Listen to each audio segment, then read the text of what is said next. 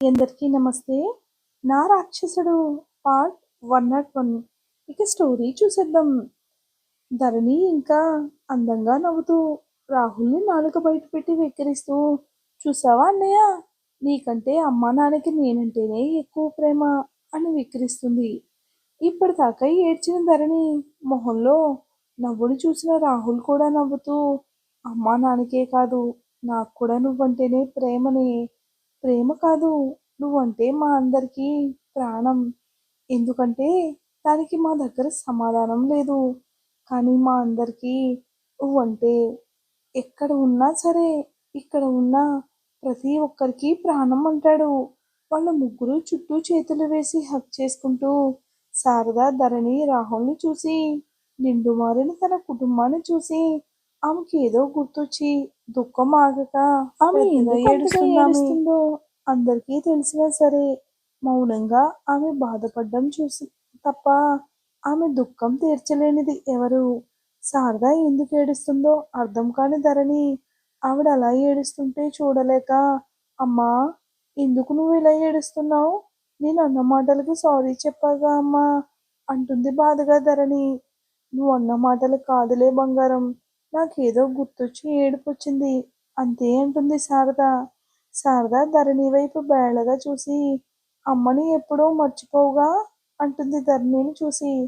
ధరణి, అమ్మని ఎవరైనా మర్చిపోతారా? అలా మర్చిపోయినా నా దృష్టిలో మనుషులే కాదమ్మా.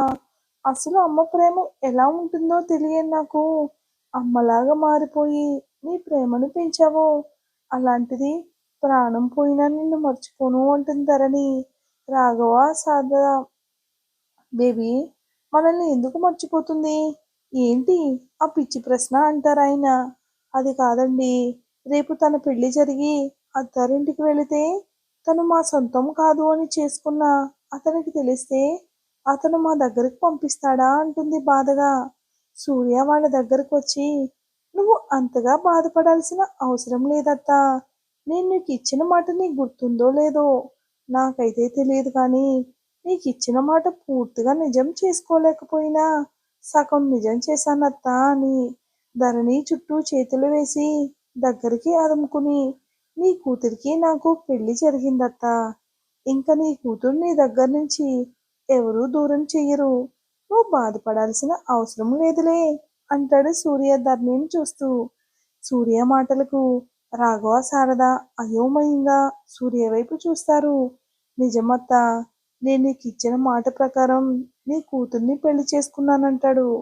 సూర్య మాటలకు వాళ్ళు ఆనందంగా అప్పుడు చూస్తారు ధరణి వైపు పరీక్షగా. అప్పటిదాకా వాళ్ళు ధరణిని గమనించరు అసలు. సూర్య ధరణి పెళ్లి చేసుకున్నాడని వాళ్ళకి ఎవరికీ చెప్పలేదు. సూర్య ధరణి పెళ్లి గురించి చెప్తే ధరణి చావంచుల వరకు వెళ్ళిందని చెప్పాల్సి వస్తుందని వాళ్ళు ఉన్న టెన్షన్లో కూడా ఇంకా టెన్షన్ పెట్టడం ఇష్టం లేక ఎవరూ చెప్పలేదు.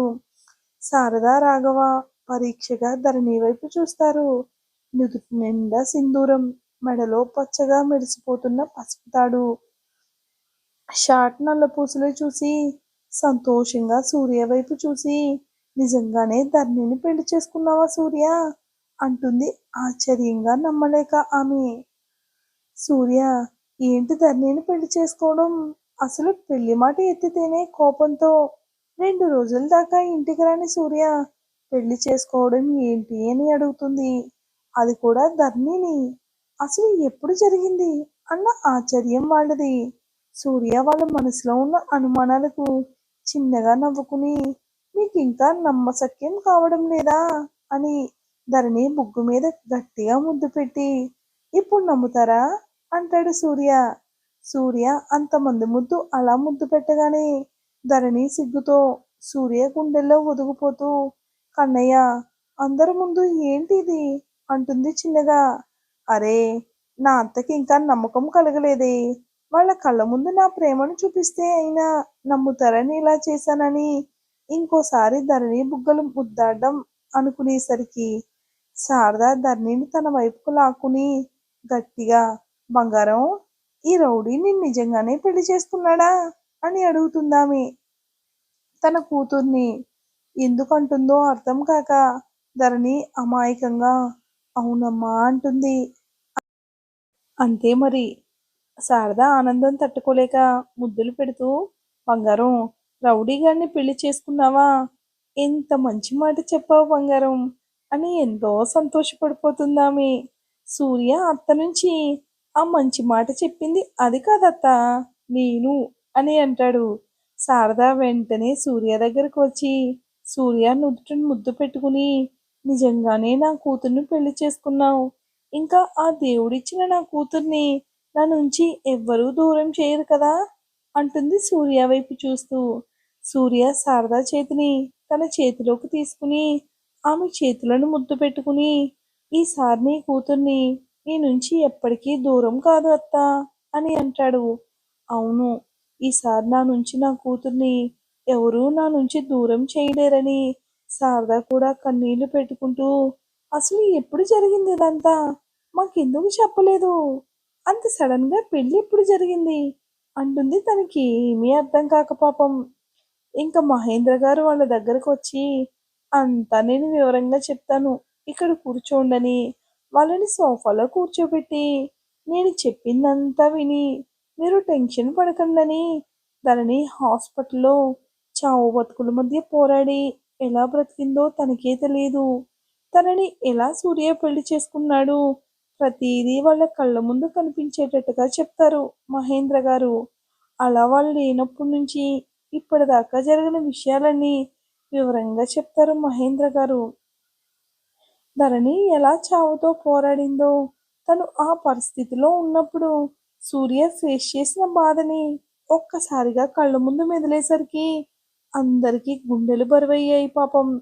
శారదా రాఘవ్ కన్నీళ్లతో ఇంత జరిగితే మాకు అసలు చెప్పాలి అనిపించలేదా, ఇంత పెద్ద ప్రమాదం జరిగితే ఎందుకు దాచారు అని అడిగారు. శారద ధరణిని పట్టుకుని ఏడుస్తూ ఎంత పెద్ద ప్రమాదం నుంచి తప్పుకుంది నా బంగారు తల్లి అని ధరణి చేతులు గట్టిగా పట్టుకుని ఏడుస్తూ ఉంటారామె. మహేంద్ర శారద తల నిమురుతూ మీరు ఇలా బాధపడి ఏడుస్తారని మీకు ఈ విషయం గురించి చెప్పలేదు, తెలియనివ్వలేదమ్మా. ఎప్పుడో జరిగిందని చెప్తేనే అంతగా తల్లడిల్లిపోతున్నారు. ఆ సిచ్యువేషన్లో మిమ్మల్ని పిలిపించి ఉంటే ఎంతో బాధపడేవారు. ఒకసారి ఆలోచించండి అని అనగా అక్కడ మావయ్య గారు హెల్త్ బాగాలేదని ఆ టెన్షన్తో బాధపడుతూ ఉన్నారు. ఆ విషయం గురించి చెప్పి మిమ్మల్ని బాధ పెట్టలేక దాచాం. ధరణి మీ కన్నబిడ్డ కాకపోయినా తల మీద మీరు చూపించే ప్రేమ అంతా ఇంత కాదు. బంగారానికి మీకు ఉన్న బాండింగ్ నా కళ్ళారా చూశాను. ఇన్ని సంవత్సరాలలో నీ మనసులో ఉన్న బాధ, బంగారం నిన్ను అమ్మా అని పిలిచినప్పుడు ఆ బాధ నీ కళ్ళలో కనిపించలేదు. ఎన్నో సంవత్సరాల తర్వాత నీ మొహంలో నిజమైన సంతోషం ధరణి వచ్చిన తర్వాతే నాకు కనిపించిందమ్మా. అందుకే ఆ సంతోషాన్ని టెన్షన్తో భయంతో ధరణి విషయం చెప్పి పాడు చెయ్యాలి అని అనుకోలేదు. అసలు బంగారం ప్రాణాలతో లేదు అని మేము తొందరపడి మీకు ఫోన్ చేసి చెప్పి ఉంటే మీ పరిస్థితి ఏమయ్యేదో నేను ఊహించగలను. బంగారం వచ్చిన తర్వాత నీ మొహంలో సంతోషం, నీ గుండెల్లో గూడు కట్టిన బాధ అంతా తీసేసి నవ్వుతూ ఉన్నా నువ్వు కూతురుగా ఊహించుకుంటున్న బంగారం చచ్చి మళ్ళీ బ్రతికిందని తెలిస్తే నువ్వు తట్టుకోలేవని నీకు ఈ విషయం గురించి తెలియకూడదని నేనే అందరికీ చెప్పాను. అదంతా జరిగిపోయిన గతం ఇప్పుడు నీ బిడ్డ నీ కళ్ళ ముందు ఆరోగ్యంగా చాలా సంతోషంగా ఉంది. జరిగింది ఏదో జరిగిపోయింది కదా, ఇంకా ఏడవకు అని శారదాని ఓదారుస్తారు మహేంద్ర. శారద కన్నీళ్లు పెట్టుకుంటూ అది కాదన్నయ్య, నేను చూడకపోయినా ఆ సిచ్యువేషన్ తలుచుకుంటేనే నా వెన్నులో వణుకు పుడుతుంది. ఆ సిచ్యువేషన్ నువ్వు ఊహించుకోకు, ఇక్కడున్న సంతోషాన్ని చూడమ్మా. నువ్వు కోరుకున్నట్టే నీ రౌడీగాడు నీ ఇంటి అల్లుడయ్యాడు. నీకు సంతోషమేనా అంటాడు మహేంద్ర. సంతోషం అని మెల్లగా అంటావేంటన్నయ్యా, ఎంత సంతోషంగా ఉందో నేను మాటల్లో చెప్పలేను. నాకిప్పుడు బాగా అర్థమైంది. మనం మనస్ఫూర్తిగా గట్టిగా దేవుణ్ణి కోరుకుంటే ఆ కోరిక ఎప్పటికైనా సరే ఏదో విధంగా తీరుతుంది అని నాకు అర్థమైంది. సూర్య బంగారం పెళ్లితో అంటారు ఆమె నవ్వుతూ. వీళ్ళందరూ ఇలా మాటల్లో ఉంటే ధరణి మాత్రం అలాగే ఫ్రీజ్ అయిపోయింది. తన ప్రాణాలతో లేదన్నప్పుడు సూర్య పడిన బాధ, తాపత్రయం అందరూ తను చనిపోయిందని చెప్పినా కూడా సూర్య నమ్మకుండా తను బ్రతికే ఉందని అందరితో గొడవ పడిన విధానం, నేను బ్రతికున్నప్పుడు నువ్వు కూడా బ్రతికే ఉంటావని,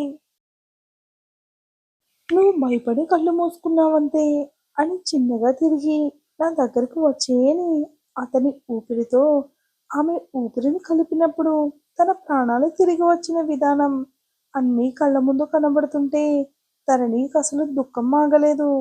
తన కన్నయ్య తనని ప్రాణం కంటే ఎక్కువ ప్రేమించాడు అని తెలుసు కానీ ఇంతగా అని ఆమె తెలుసుకోలేదు, అనుకోలేదు. నువ్వు నన్ను ఇంతగా పిచ్చిగా ప్రేమిస్తే నేను నిన్ను సరిగా అర్థం చేసుకోక ఎవరో ఏదో చెప్పారని నిన్ను ఎంతగా బాధ పెట్టాను, ఏడిపించాను, అనరాని మాటలన్నాను. అసలు నీ ప్రేమతో పోల్చుకుంటే నా ప్రేమ 0% లా కనిపిస్తుంది కన్నయ్య. అసలు నీకు నా ప్రేమకు నేను తగిన దాన్నేనా?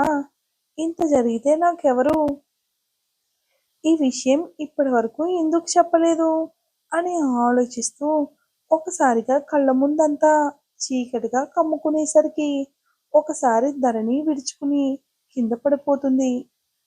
ఇకపై స్టోరీ చాలా ఇంట్రెస్ట్గా ఉంటుంది. తప్పక ఫాలో అవ్వండి.